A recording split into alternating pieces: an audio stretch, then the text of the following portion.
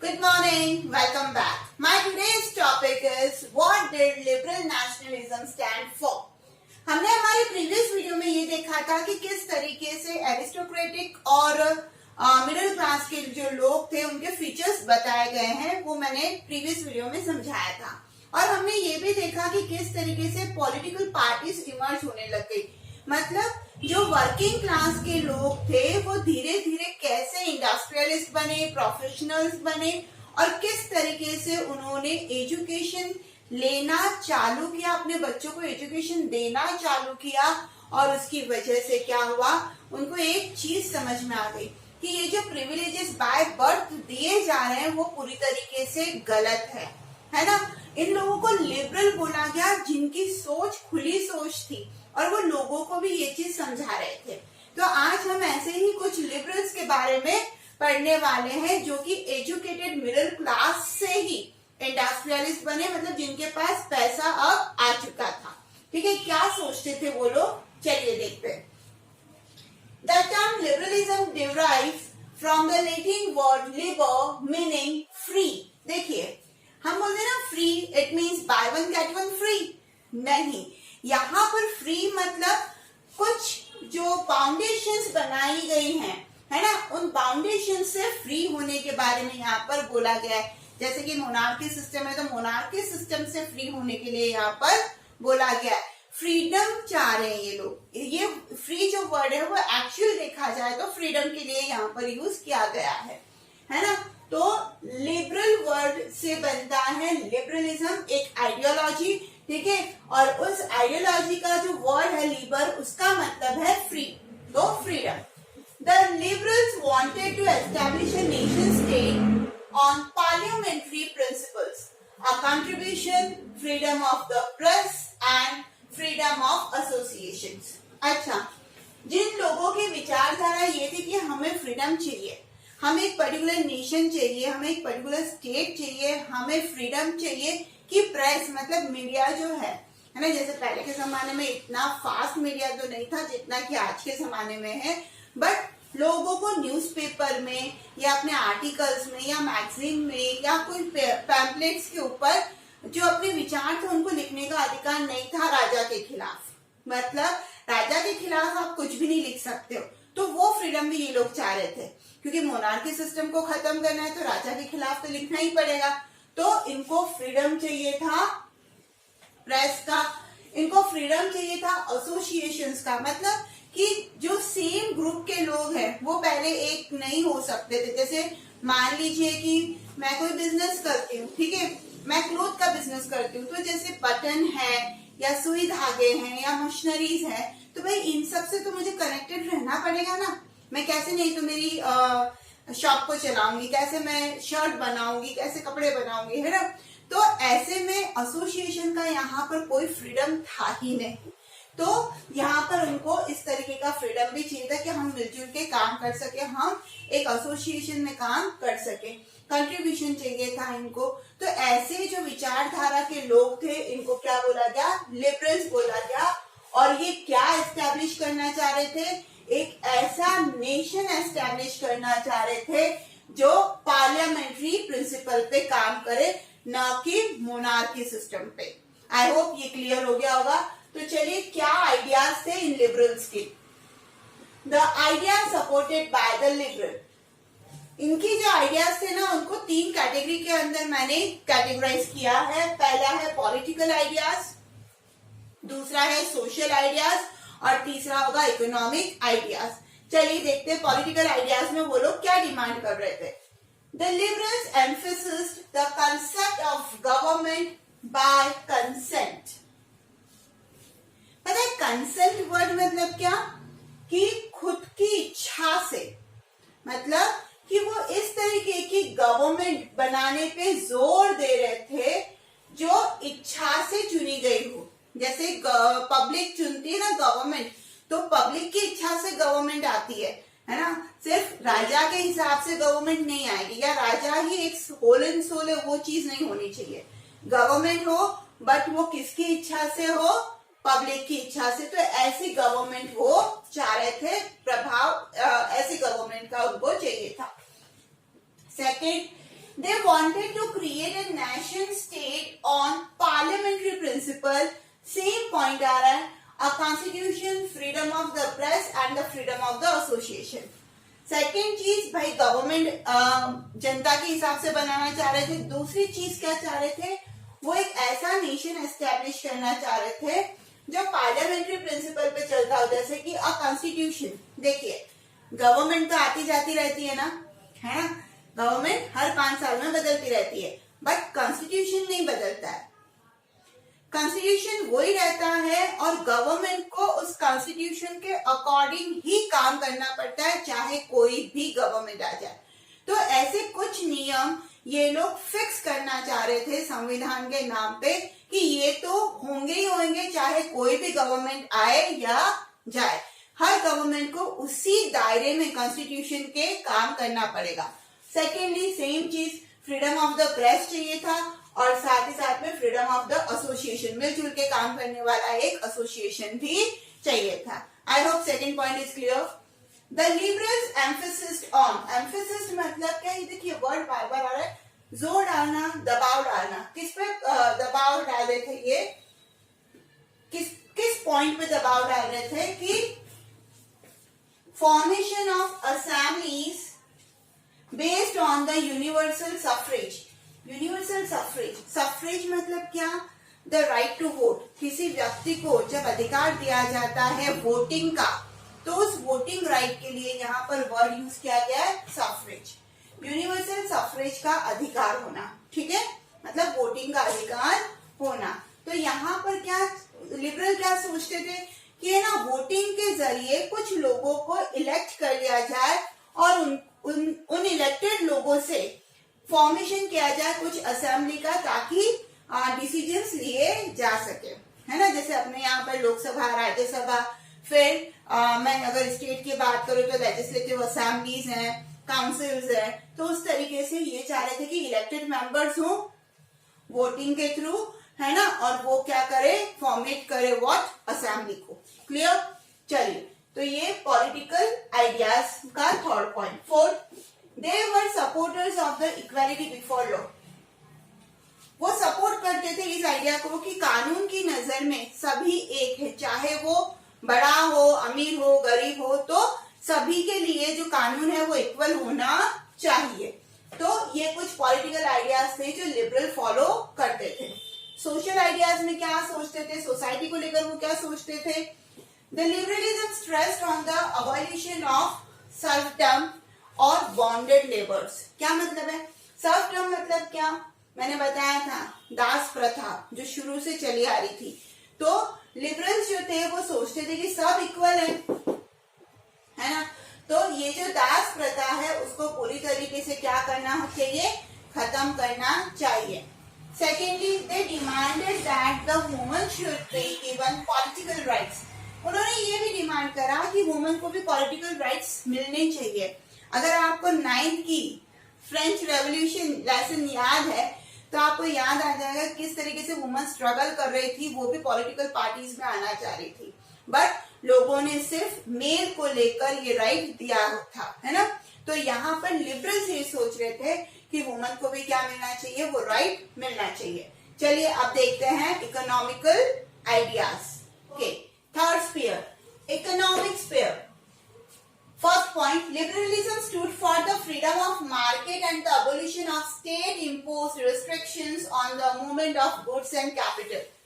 हुआ ये था कि हमने ऑलरेडी ये चीज देख रखी है कि किस तरीके से स्टेट की खुद की अलग अलग करेंसीज थी, वेट्स थे, मेजरमेंट थे, और फिर नेपोलियन आया और वो एक यूनिफॉर्म स्टैंडर्ड मेजरमेंट लेकर आए, वेट सिस्टम लेकर आए, है ना, जिसकी वजह से लोगों को क्या मिला, फ्रीडम मिलने लग गया व्यापार करने के लिए. तो यहाँ पर ये जो लिबरलिज्म है ना, ये भाई इकोनॉमिक लेवल पे यानी फाइनेंशियली ये सोच रहे थे कि हमें ये जो न्यू मिडिल क्लास इमर्ज हुआ है, कमर्शियल क्लास इमर्ज हुआ है, उनकी डिमांड को ध्यान में रखते हुए फ्रीडम देना पड़ेगा मार्केट का, और जो स्टेट के अंदर रिस्ट्रिक्शंस हैं, रिस्ट्रिक्शन मतलब कस्टम ड्यूटीज लगा दी जाती हैं, कुछ कस्टम बैरियर्स होते हैं कि एक टेरिटरी से दूसरी टेरिटरी की जो बाउंड्री है उस पे कुछ कस्टम कस्टम ड्यूटी आपको पे करनी पड़ती है।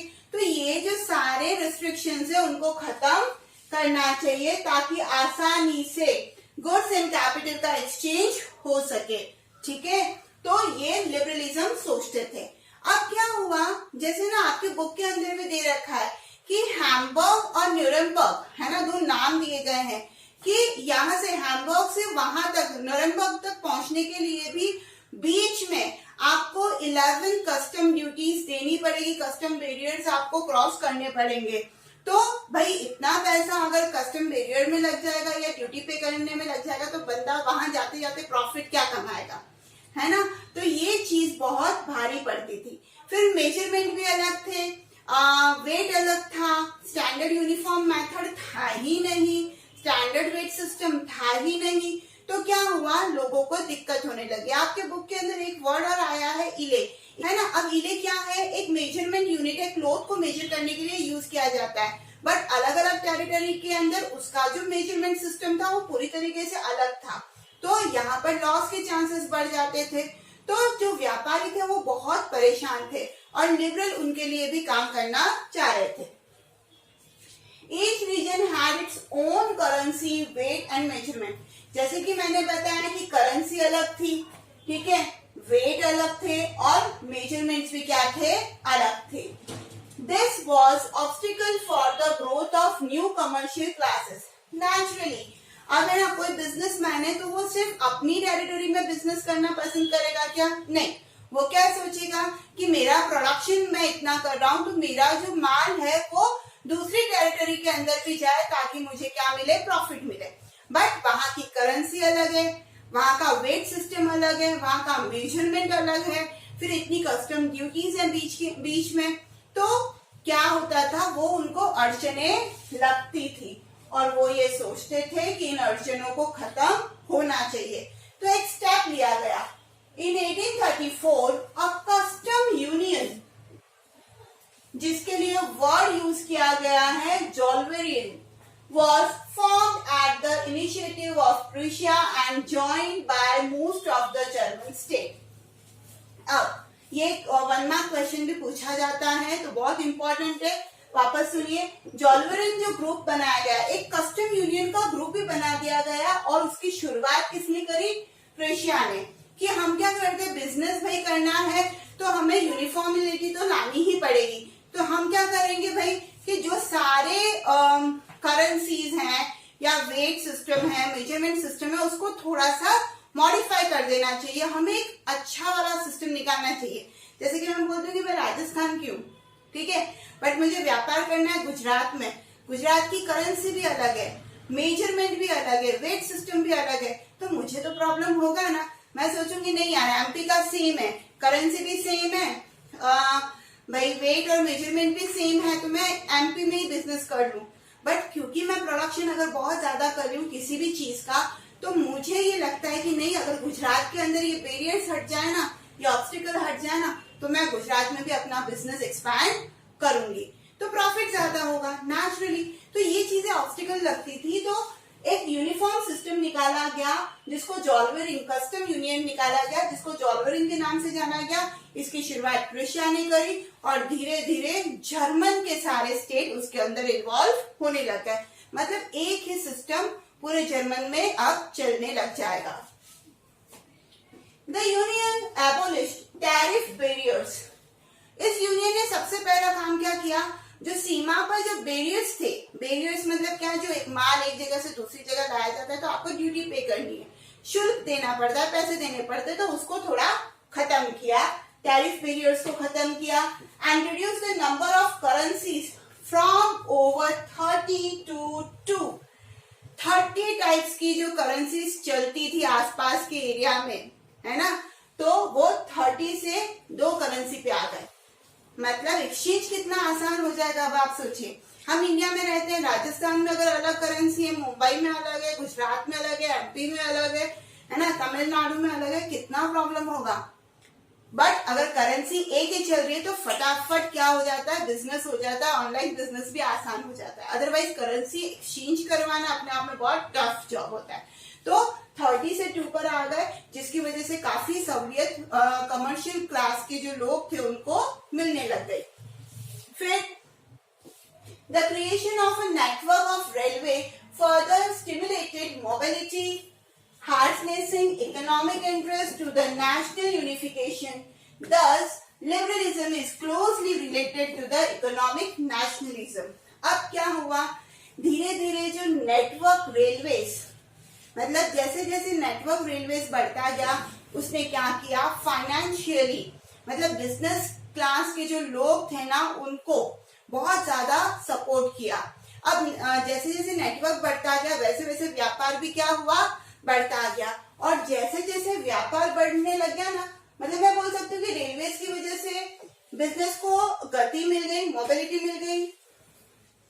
हार्नेसिंग इकोनॉमिक इंटरेस्ट, लोगों के मन में काम की रुचि आने लगे कि नहीं यार अब तो बिजनेस करना बहुत आसान है, क्योंकि करेंसी भी भाई क्या हुआ है, 2 ही रह गई है तो इतनी माताफोड़ी नहीं है।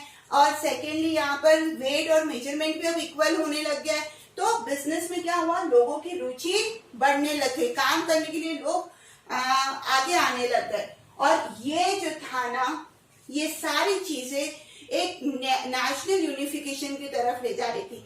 स्टेट जो अलग अलग करेंसी, अलग अलग वेइंग सिस्टम और उससे हटके बाउंड होने लग गए कि नहीं हम सबकी करेंसी एक है, हम सबका मेजरमेंट जो यूनिट है वो अब एक है, हमारा विंग सिस्टम अब एक है, हमारा नेटवर्क रेलवे नेटवर्क अब एक है। तो लोगों के दिमाग में स्टेट को छोड़ के नेशन की फीलिंग अब यहाँ पर आने लग गई।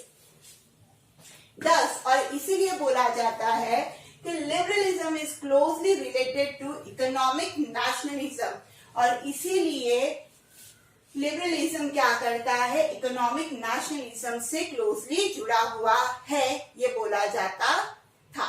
ठीक है, तो ये अपना what did the liberal nationalism stand for पूरा कंप्लीट हो चुका है। इसके ऊपर बनते हैं 2 क्वेश्चन। देखिए, what is liberalism, which ideas were promoted by the liberal of 1948 बोलते थे, 1848 है ना। अब यहाँ पे शुरू से आपका आंसर लिखना है, लिबरलिज्म का मतलब लिबर मीनिंग फ्री, ये वहां से लेकर इकोनॉमिक स्फीयर के कुछ 2 पॉइंट आपको यहाँ पर लिखने, तो आपका आंसर पूरी तरीके से कंप्लीट होता है।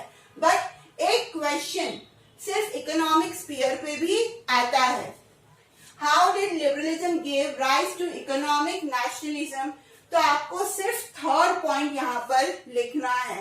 ये जो इकोनॉमिक स्फीयर है, ये थर्ड पॉइंट जो इकोनॉमिक स्फीयर है वो पूरा उसके तीनों पॉइंट इस वाले क्वेश्चन के लिए आपको लिखना पड़ेगा। 1 मार्क क्वेश्चन यहाँ पर और आता है, what do you know about Zollverein, तो आपको ये लिखना पड़ेगा। ये कस्टम यूनियन है और ये रूसिया ने स्टार्ट किया था, जर्मन स्टेट ने ज्वाइन किया और इसमें करेंसी 30 से 2 में कन्वर्ट कर दी गई। आई होप वीडियो क्लियर हो गया होगा, तो हिट द लाइक बटन और पढ़ते रहिए social studies with Sangeeta. Thank you so much.